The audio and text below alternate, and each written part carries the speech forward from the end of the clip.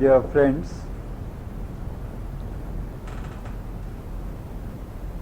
I am obliged to the authorities of the Theosophical Society branch in New York for giving me an opportunity to present to you a picture of a very old institution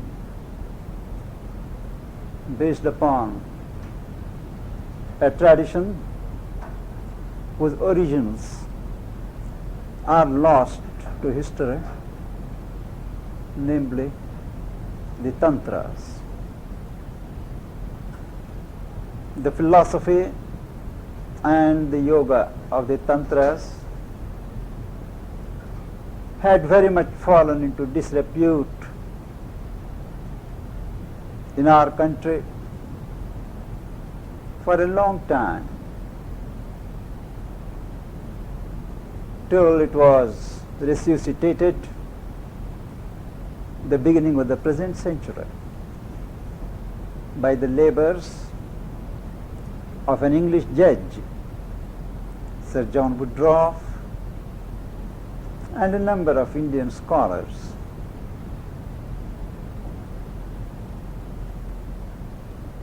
What is being presented in this country as the Tantras or the yoga of the Tantras hardly does justice to the theme. In fact, there is a good deal of misrepresentation going on, coupling sex with the tantric yoga in many of the books, tracts and articles that are being widely publicized. It is with this background that I welcome the opportunity to present to you what little I can within the brief period of an hour of the philosophy of the Tantras and the yoga of the Tantras. The Tantra actually means, according to its derivation of the word, that which spreads. It is a technique, a discipline which spreads by itself as one practices it. One starts with a seed of knowledge, practice, and it extends itself. It is as old as the Vedas, which are considered to be the oldest scriptures of the world, maybe 5,000 years ago. Its origins, again, the Vedas, are lost in prehistory. The knowledge portion, the philosophical portion, remnants of the Vedic tradition have continued in what are called the Upanishads. The ritual side of the sacrifices have been preserved in books called the Brahmanas, and the esoteric side,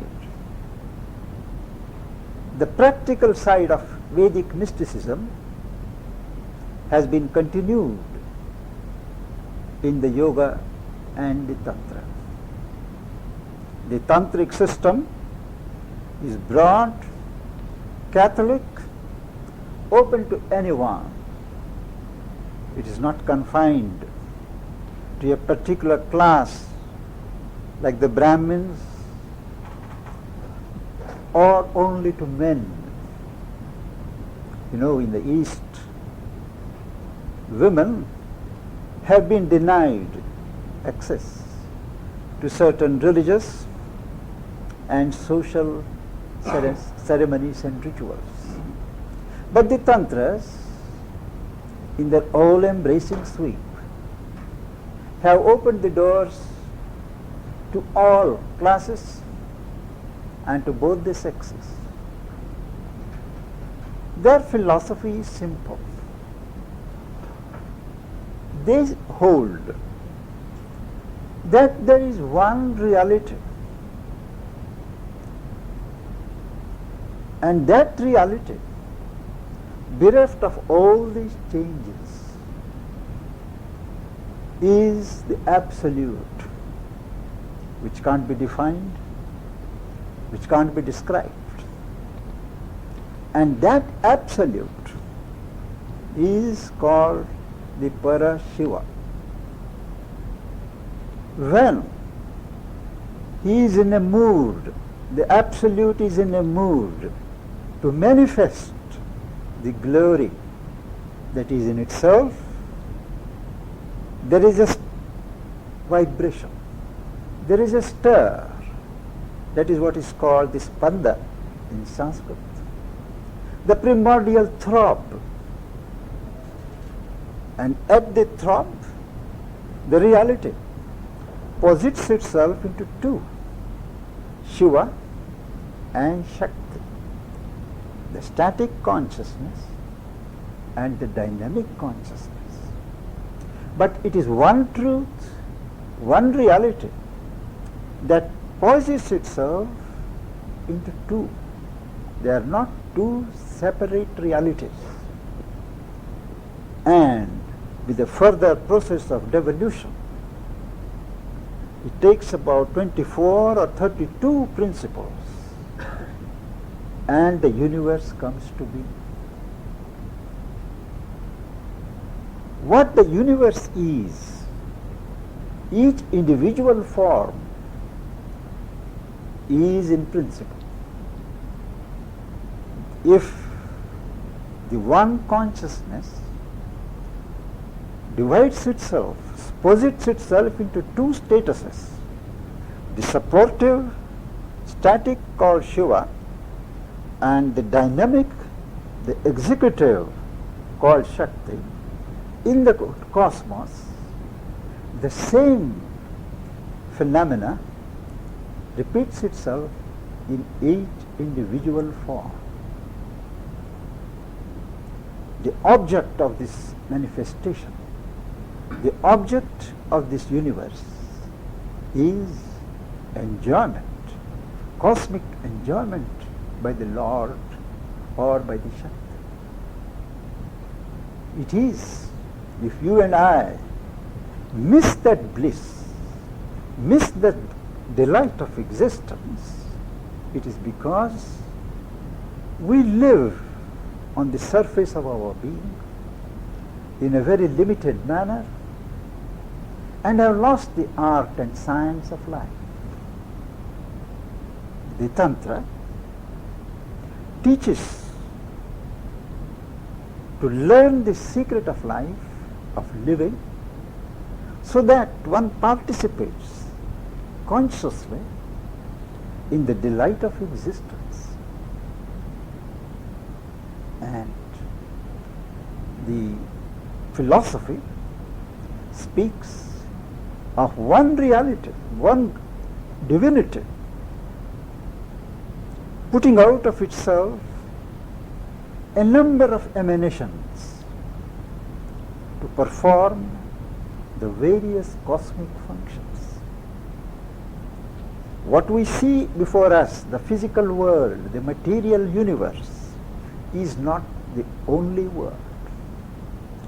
There are, in the process of organization of this cosmos, 7 planes of existence, each plane with a world of its own, but all constituting one unit. That is why we live in a cosmos and not a chaos. And these emanations from the Godhead, from the divinity, they perform the various functions in the cosmos as also in the individual. They are what are called the gods and goddesses, the deities. It is not that there are 100 or 200 or 700 or 2 million gods and goddesses. There is only one Godhead who takes these forms, and men approach the divinity through these forms. In fact, each one of us is a form of God in this philosophy. Only that Godhead is there embedded in our being. We are lost in ignorance. And the yoga of the Tantras gives a discipline how to contact these divine powers in the cosmos, attain identity with the divinity, and not only to attain unity with the consciousness, but embody it on earth, express it in life, and lift up life of the world to a divine life. As I said, the various deities, the gods and goddesses, they are forms, powers, and personalities of one God. Whence come these forms? Are they arbitrary? Is it man's imagination that has given these forms to the gods? Answering this question, Sri Aurobindo replies that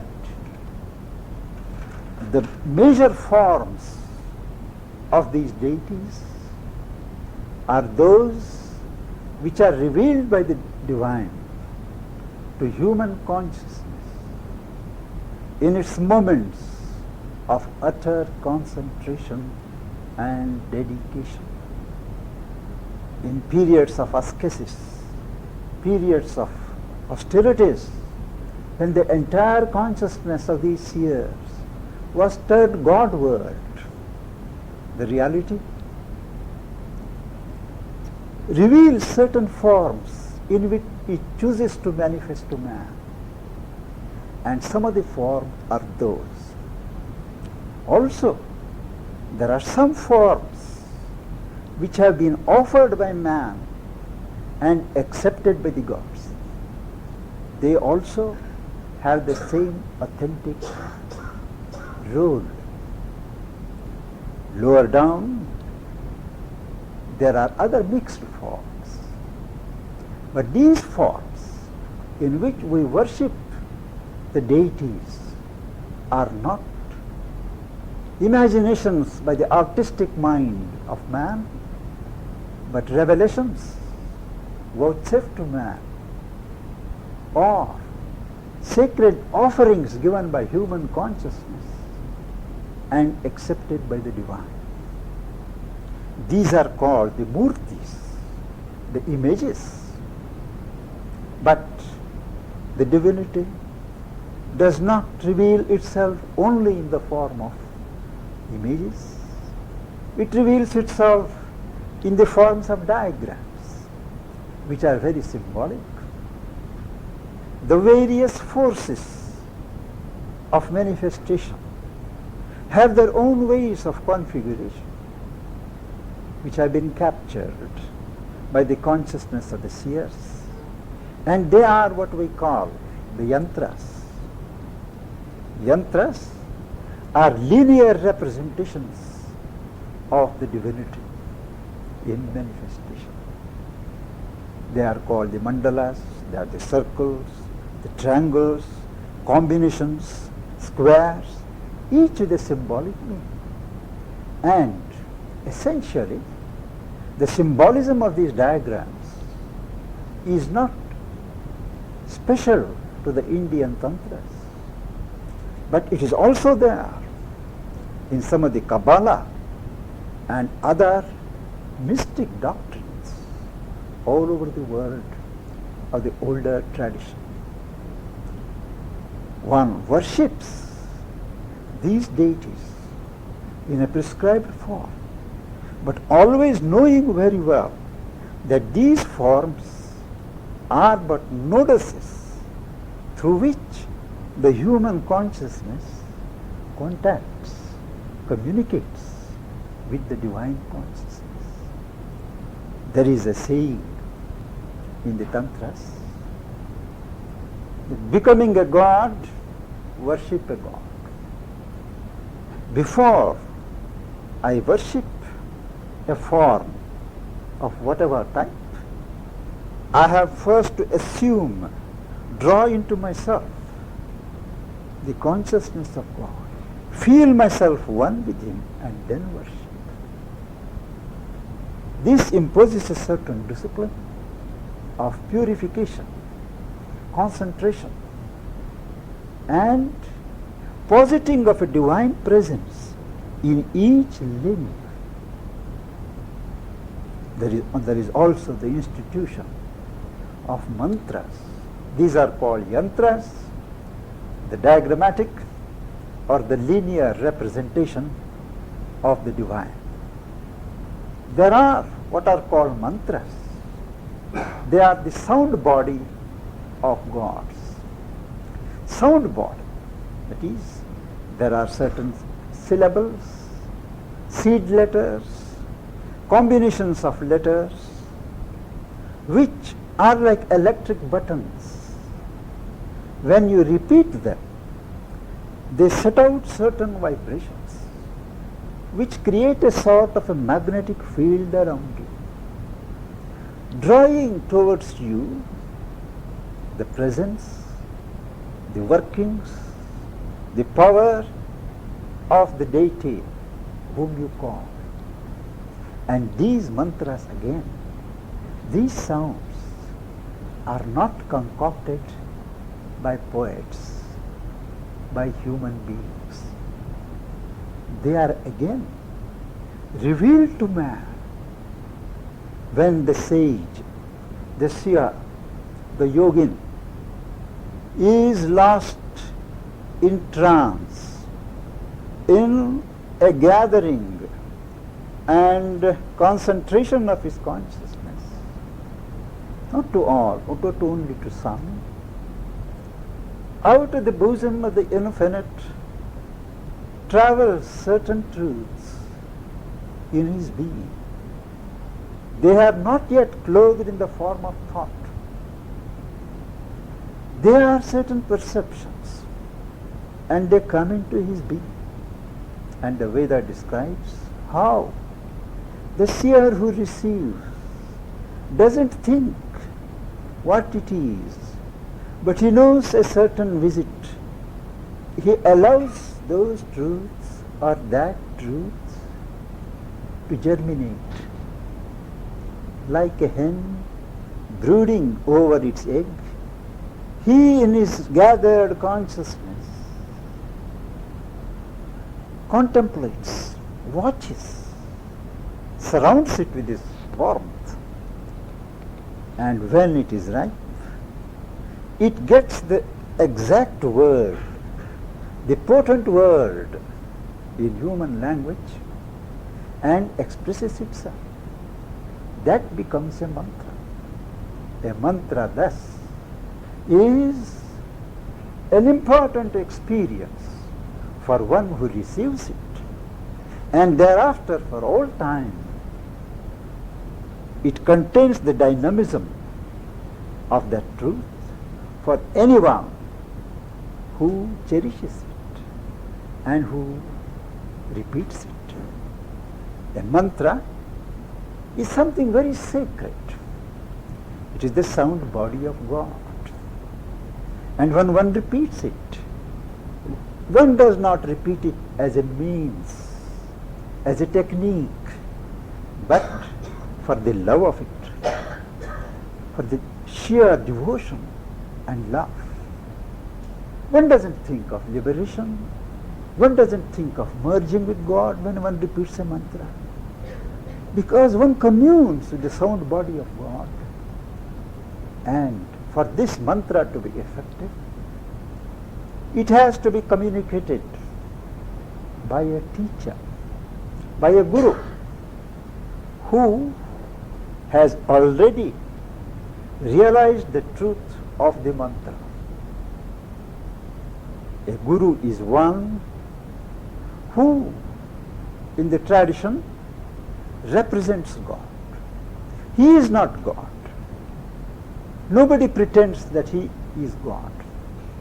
But because of his maturity of consciousness and an identity with the divine consciousness established somewhere on the heights of his being or in the depths of his being, he always represents God to the disciple, whatever his human failings, whatever his limitations, as far as the disciple is concerned.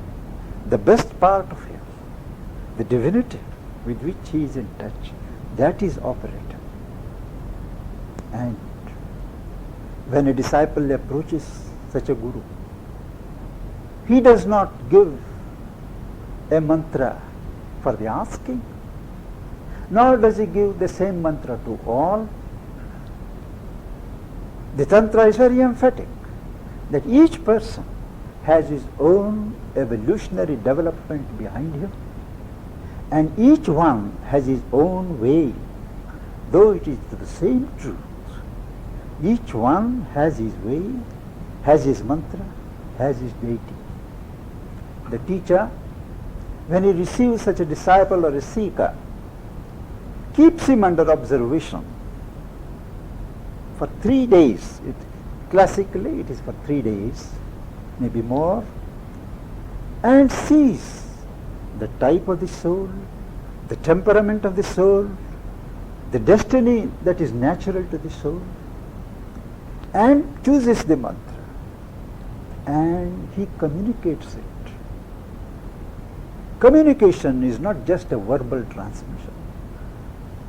When he teaches, he transfers the word, he automatically transmits his yogic power, his spiritual dynamism to the disciple. The word is a vehicle through which his divine dynamism, that spark, is reached to the disciple and works in him. And when that is done, the hymns describe how the very gods are present to see the birth of a new son. He becomes a son of the Guru, and the Guru receives him in his own being. Thereafter, he is responsible for the spiritual welfare of the disciple concerned. So these are the 3 institutions of the Tantras: the teacher, the Guru; the mantra, the sound body of gods; and yantra, a diagrammatic or linear representation of the divine. Now, through these, the disciple, the seeker, practices repetition of the mantras, worship as prescribed, to get into touch, to commune with the divine powers.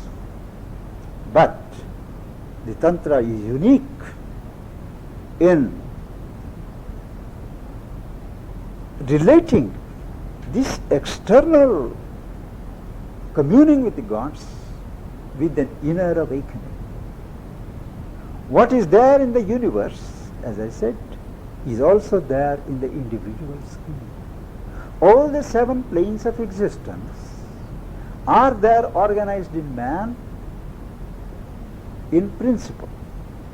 All the deities in the universe are there stationed in man in principle. And the same consciousness, what is called the Mahakundali, in the cosmos, is there in the individual body, individual form, as the Kundalini.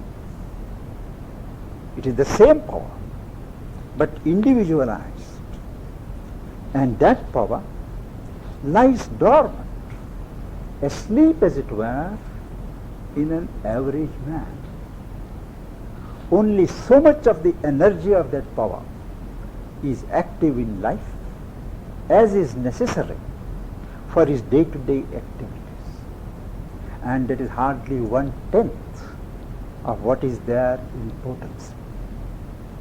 Now this power, described as winding itself 3.5 times, is the spiritual dynamism embedded in each person. It is lying dormant.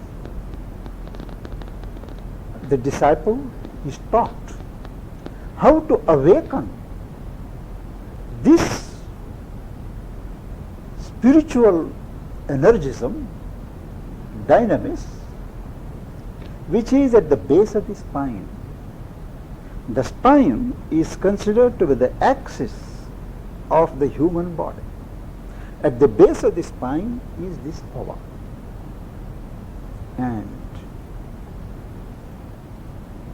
the Guru, when he finds the disciple ready enough through processes of purification, concentration, physical strength, nerve strength, then he initiates him, gives him a mantra which is to be repeated,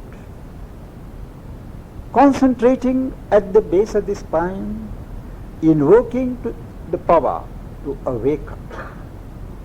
At the same time, to the repetition of the mantra, the breathing is to be joined. The breathing, the primary activity of life force in man, is a link between the mind and the body. Normally, we breathe very irregularly. When the mind is agitated, we find the breathing is irregular. And by regularizing the breathing, we get the whole mind under control. That is the basic truth of the whole science of what is called pranayama, or the elongation of breath, the elongation of life. Now that breathing is joined to the repetition of the mantra, and one imagines, to begin with, that one's own jiva, life, the self, is also joined. And the practice goes on every day, regularly, as a discipline. And when it is successful, as a result of the grace of God, grace through the Guru, there is first a stir. The first visible effect of which is a certain heat in the body. There is first warmth, heat, and as the heat gathers, the whole balance is disturbed. There is a certain balance in each person between the physical body, the operating life force, and the supporting mind. But when this heat, internal heat, increases, that balance is upset. And such are those energies which are near that basic of the spine. Those energies run wild. There is a sudden increase in the violence of sex desire, the greed for food. It is at that time that great self-control is required. One has to control sex and not indulge in sex at that time. And the first result, as I said, is the awakening, the energizing of these parts. The Tantra Shastra, doctrine of Tantra, recognizes that in the human body there are particular centers of consciousness, centers of energies. Energy is a power of consciousness. Energy is not different from consciousness. Wherever there is consciousness, there is energy. Wherever there is energy, there is consciousness. Now, in the human system, at the base of the spine is a center of consciousness which governs the physical strata, physical desires, physical movements, physical strength. Just above that is what is called the Swadhisthana, which governs mainly the small desires, small greeds, small activities, jealousies, hatred, and that kind of small violence is animal past. Above that, at the navel center, there is what is called the Manipura, which is a center for governing the large vital movements. When that is activized, one has great impulsions of courage, nobility, heroism, self-sacrifice. And above that, when one comes to the level of the heart, there is the center of the unstruck sound. All human sound, all sound in this creation is struck by two things. Then the sound comes. But there is a place here where sound is caused without two things striking. That is the cosmic sound, the primordial sound. Only the yogis can hear it. And that here is the center, the heart center, which is the center of love. When that center awakens, there is a spontaneous and effortless surge of love, kindness, sympathy, oneness. Above that is the center called Vishuddha, that is the center of expression. Before any emotion, any thought, any idea can express itself, it has to gather there and find the expressive power. And the sixth center is between the eyebrows. It is the center of vision and will. The vision is something more than the physical vision. It sees beyond the physical vision. What is called and described as the third eye is nothing but this subtle vision. There is no such thing as a third eye, however deep you dig. It is the subtle vision which opens as one concentrates the consciousness here. And that is also the center from where the willpower of man acts. So it is called Ajna, the center of command. These six centers are in the human system. It is wrongly assumed by many that they are located in the physical body. They are not. This physical body is not the only body that I have. Behind the physical body is the subtle physical body, what the Theosophy calls the etheric body.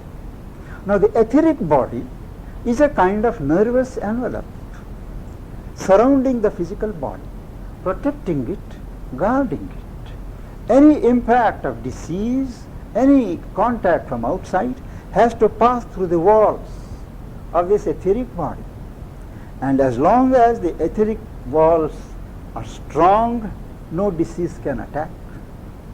But if there are, by constant depressions, dark moments, sorrow, grief, they weaken the nervous envelope.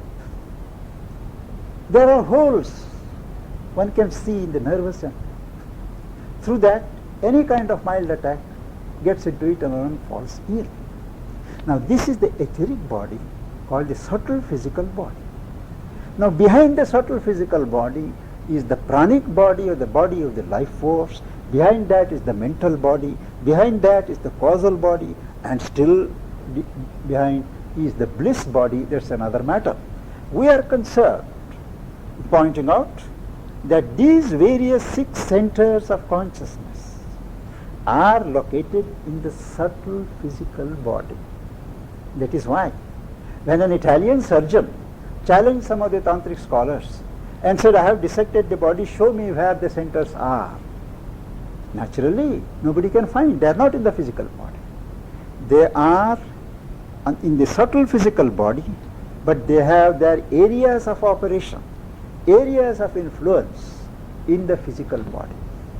They are the ganglionic centers, the nerve centers, but essentially they are within the subtle physical body. And there, each center is at the confluence of subtle nerve channels. They are not these physical nerves. There are subtle nerve channels called nadis, nerve conduits, and they are so configurated that they give the appearance of wheels. Wherever they are concentrated, they look like wheels. That is why they are called chakras. They also give the appearance at times of lotuses. Now a lotus in spiritual symbolism is something that represents human consciousness blossoming from its bud state to the touch of a higher divine consciousness. They are the lotuses. Above these 6, above the crown of the head, there is the 7th center, which is called the 1,000-petaled lotus. Actually, they are not 1,000. In the old symbolism, 10, 100, 1,000, million, they all mean the same thing, innumerable. That is all. Plenary, full, complete. It is not to be measured arithmetically. Now, these highest center is above the thinking mind, opening, connecting us to what is beyond the thinking mind. The superconscious levels of superconscious levels of the reality. It is the door. Now when this power, the primal power at the base of the spine, when it is awakened, one has to concentrate and draw it up through the channel of the spine called the Sushumna, carefully, and as it touches each center, the powers and the principles involved at that center become active. So those powers become manifest in the life of that individual. So at each center, new powers, new personalities start organizing themselves. And ultimately, when that power is reached to the crown of the head, it reaches what is called the Shiva principle or the Lord. The nature, material nature, touches the spirit, the soul nature. Matter touches the spirit. That is a union, and there is an effortless, spontaneous downpour of bliss. That hardly happens for a minute or half a minute in the beginning, and immediately the body can't sustain that union, and the Shakti returns. And each center is pictured as a lotus, always hanging with its head below, and as the Shakti touches it, it lifts it face up, and the Shakti goes down, up, and as it comes down, all the lotuses are said to turn their mouths downward. Now this practice has to be repeated every day. It takes hours and hours, along with worship, along with ritual, till the ascent of the human consciousness and the descent of the divine consciousness become normal, normalized. And it is then that the human consciousness is infused with the divine consciousness, with the higher consciousness to say the least. And it is thereafter that an individual can live what is called a normal life. A man can have, if he wants, sex relations only after this is achieved. His whole consciousness is different, and whether he cares for sex is another matter. It is a matter of yogic experience. That for one who has got the divine bliss, the bliss of the soul, the bliss of the psychic being, the bliss that flows from the top of the head, no human pleasure, no human joy can match it.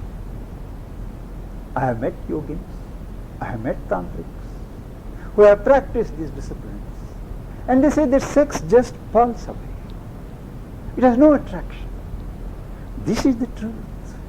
And to write books, publish books and sell them here in this country, identifying sex with Tantra, is far from truth. But it is just true that this pristine, pure system of yoga, of dynamizing oneself and changing one's human nature into a higher divine nature,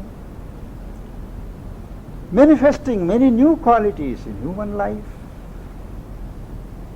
As time went on, it branched off into a number of lines of yoga, in which some took the warning that human nature will debase this great science, which seeks to capture this cosmic bliss in the universe. Some concentrated only on knowledge, worship of these forms, chakras, Sri Chakra for instance, what is called the King Chakra, which delineates the creative power, the creative movement of the divinity. Only by worship, identifying with the human body, but not bothering to raise the Kundalini below. That's one branch. There is another branch where this principle of Shiva and Shakti, soul and nature, union between soul and nature, is symbolically spoken of as union between man and woman. And the worship of this union, the achievement of this union, is pictured in human terms. The philosophy is that if everything in life is divine, essentially, the joy of sex also is divine in a sense. It has to be captured back for the divine.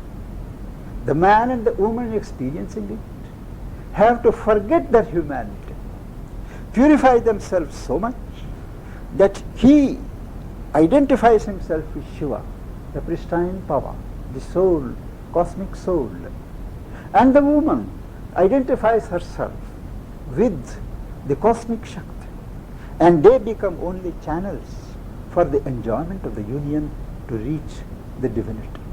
That's the principle. You can imagine how many dangers there are, how many self-deceptions there can be. And this is the most debased form. Actually, each person, each man, each woman has both Shiva and Shakti in himself or herself. Soul and nature are there in each person. So the union has to be effected by each person within the body. It doesn't need to be actualized in physical forms. And even that part of the Tantra, tantric discipline, which permits the use of sex as a means of experience, they have an express injunction that only a hero can practice it. The Tantra classifies categories of seekers into three. One is what is called the animal type, who is a prisoner, a slave of his desires, emotions, egoistic movements, and to him all that is given is external worship, repetition of the mantras. He has to grow. There is the hero, the heroic type, who insists on taking life accepting the challenge of life, taking life with its horns, and turning life energies towards God.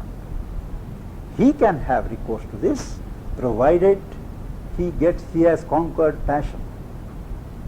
A hero is one who has gone beyond the animal belt, who has conquered passion, who has no desire.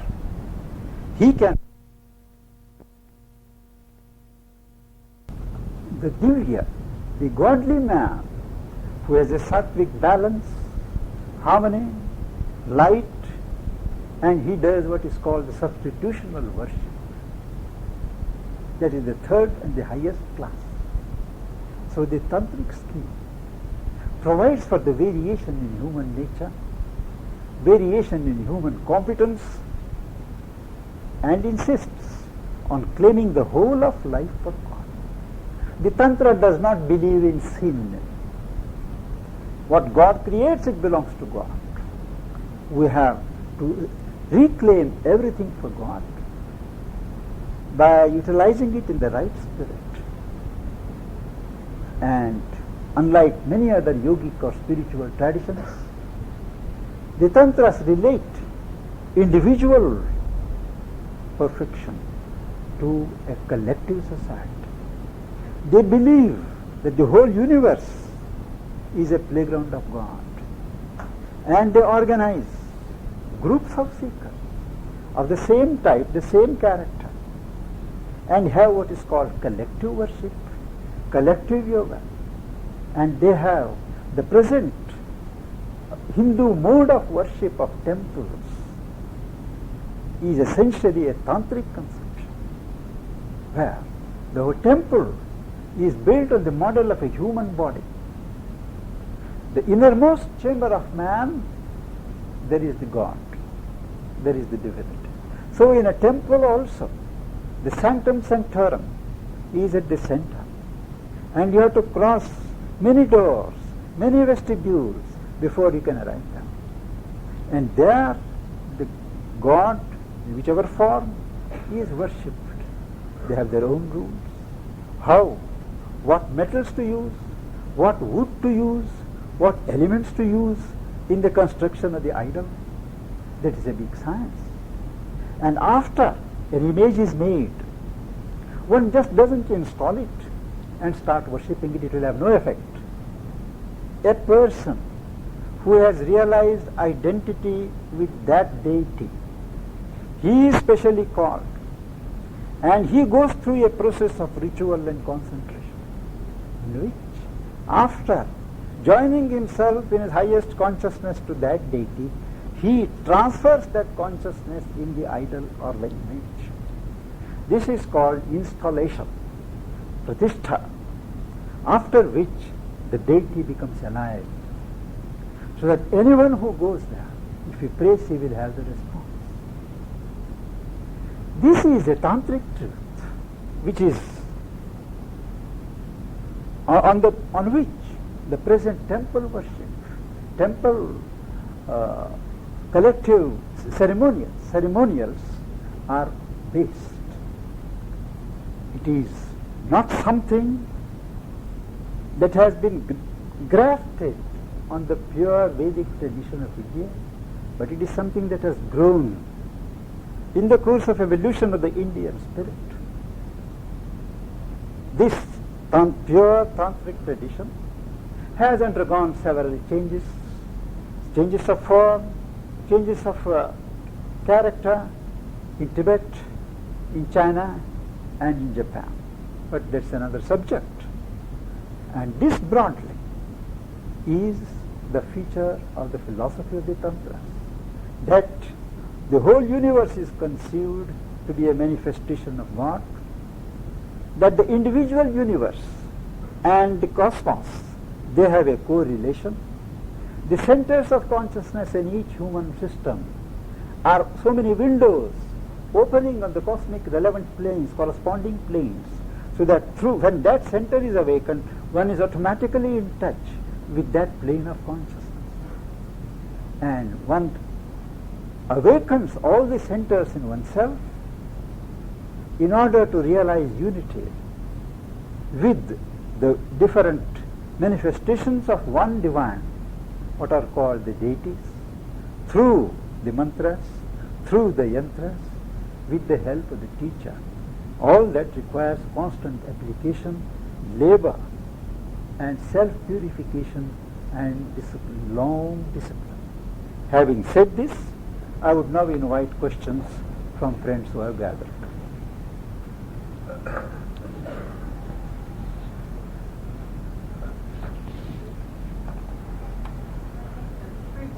Certainly given a clear and succinct and very understandable talk on a most complex subject. I really have never seen it so clearly and so comprehensively.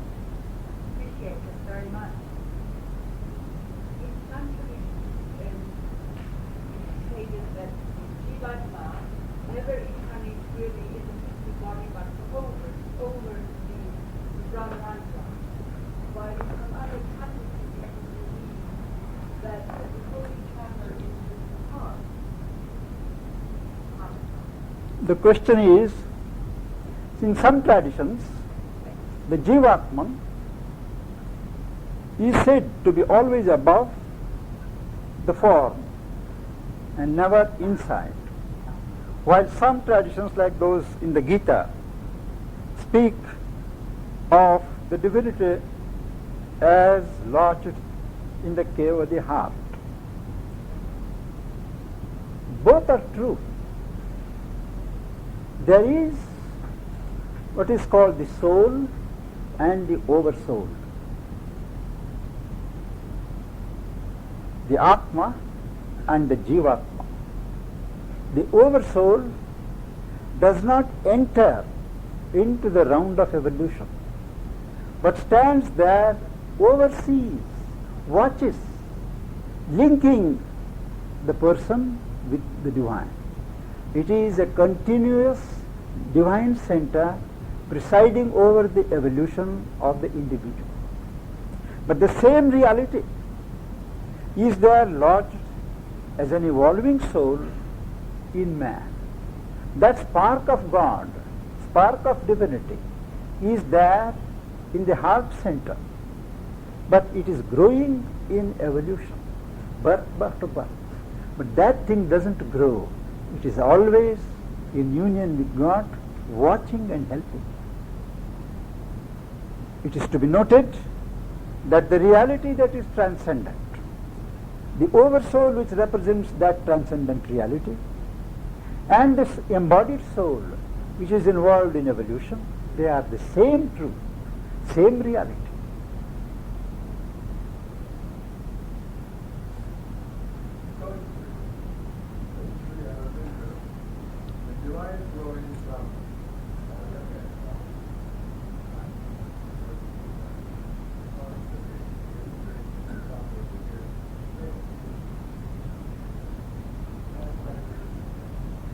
Yes, sir. In the Vedas also, they speak of the consciousness of man, the Shakti of man arising as Agni towards the heaven, towards gods. And in answer to his prayers, to his call, the gods descend in him, the gods take birth in him. So this fact of the ascent of human aspiration and the descent of divine grace is there right from the Vedas.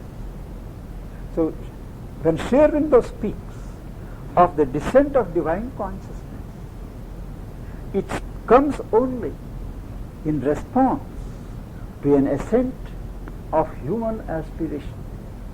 And when the Tantra speaks of the Kundalini rising, it is an individualized Shakti, individualized power associated with that particular form. So you may say it is his personal spiritual dynamism rising up and calling the divine energy, the divine force, the consciousness force, the Shakti, through the individual form, the universal form, both meet.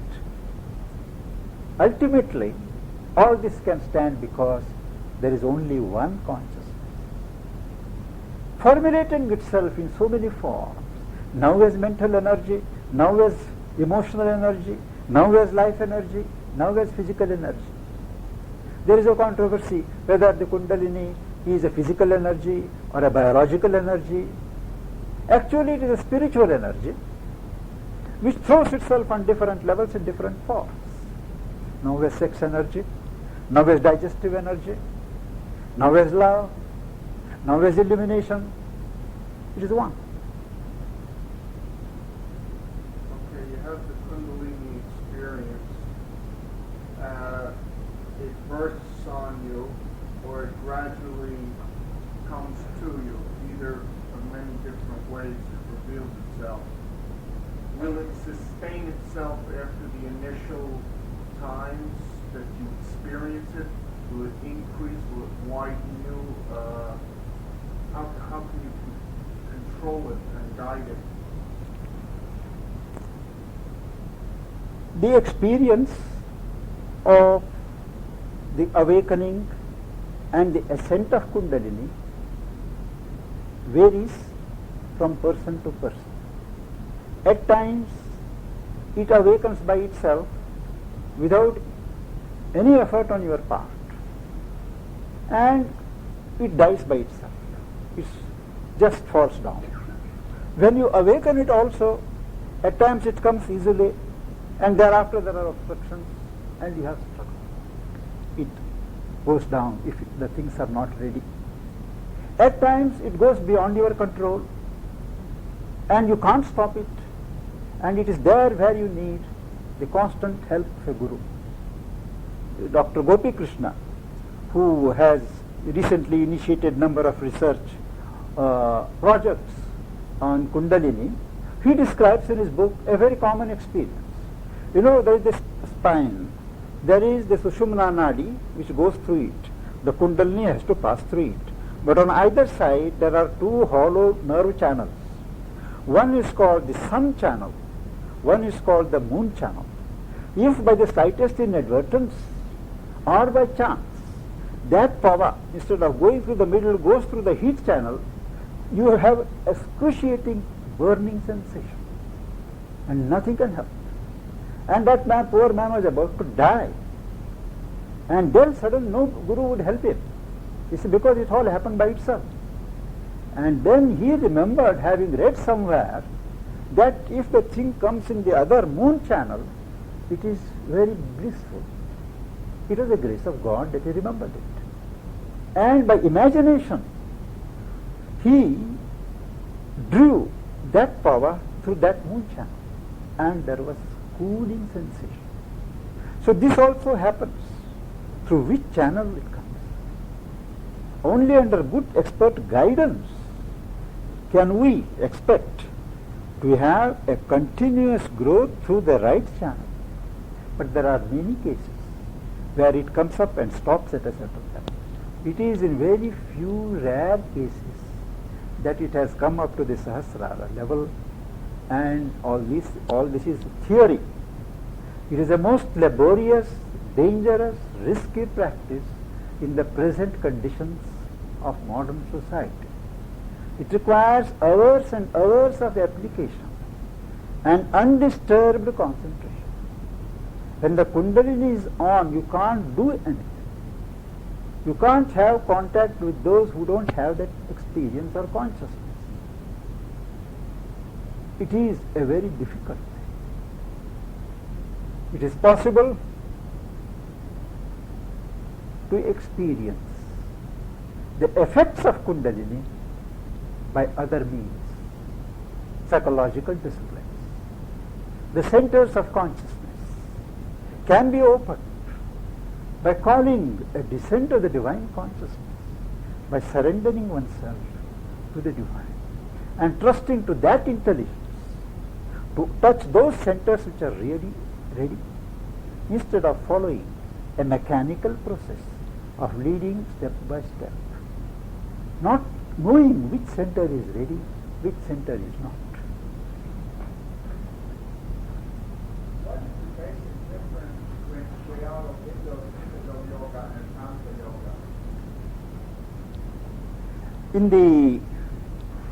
there are certain basic differences. First is, in the Tantra Yoga, you lay greater emphasis on power, nature, energy than on the soul.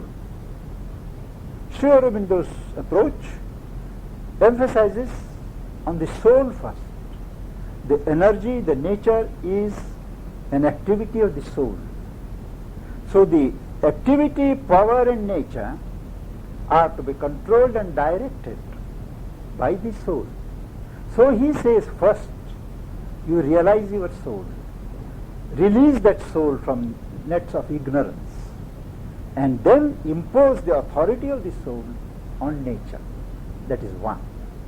Second, the opening of the different centers of consciousness in the Kundalini start from below up each one. In him, it starts from the top. He asks the person to surrender to the divine Shakti. And once the descent starts, it is left to its intelligence to act upon whatever center is ready. It does not follow a logical method. If my heart center is ready, from where I can love, I can feel unity, the yogic force acts here. And from that, the mind gets prepared and the knowledge center opens. After some time, maybe, the vision center may open. There is no logical process in the awakening of centers. It is left to the higher power and the higher intelligence to follow the line of evolutionary development. These are the main differences between the Tantras and Sri Aurobindo's integral yoga. And of course, the Tantra visualizes perfection of the body by physical means. Sri Aurobindo feels that the body can be perfected, death can be first controlled and then conquered only through a transformation of consciousness first. The sense of immortality has to be achieved first in the consciousness and then communicated to the physical body. Unlike in Hatha Yoga and Hatha Yoga based Tantric yogas, which believe that by physical manipulation, physical procedures, the body can be made immortal. Sri Aurobindo and the mother do not accept that. Does integral yoga feel, that through meditation, that there can be a quickening in a natural way without concentrating on the chakras themselves? Absolutely. That's what you were saying. You don't really have to think about the chakras. It will happen No. naturally. It takes naturally. Proper meditation. Purification and surrender to the higher power. It brings about the changes as necessary. And one doesn't have to decide oneself which center he is going to open first.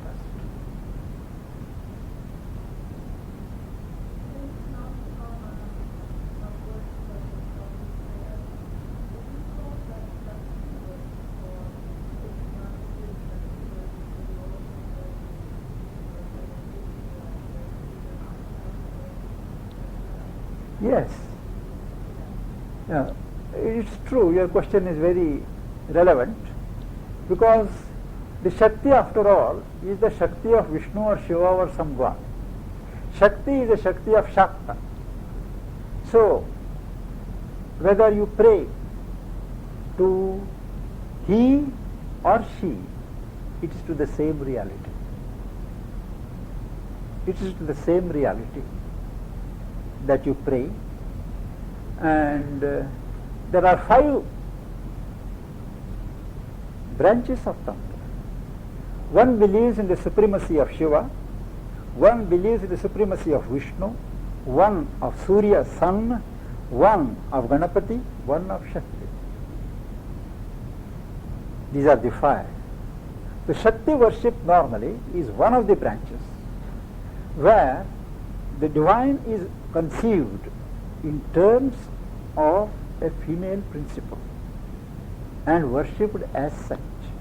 It is understood that the male or the static is always supporting that.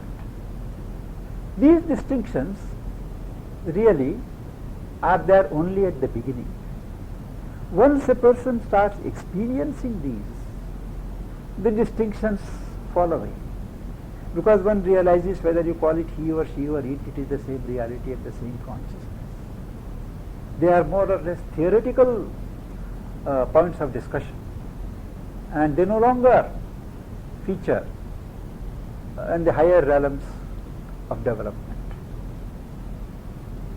Well, I think we'll stop now. It's late. Maybe you can ask your question. We certainly thank you very much for what you shared with us. It's most interesting and useful. Aren't you going to have a workshop at Compton Hollow Yes, we are going to have this Saturday and Sunday. this weekend? Yes, At the Bhagavad but it will be on the Gita. Uh-huh. Bhagavad Gita is a guide to life. That's our center up at Berkshire, so if anyone is interested perhaps in investigating going up to the weekend to share in that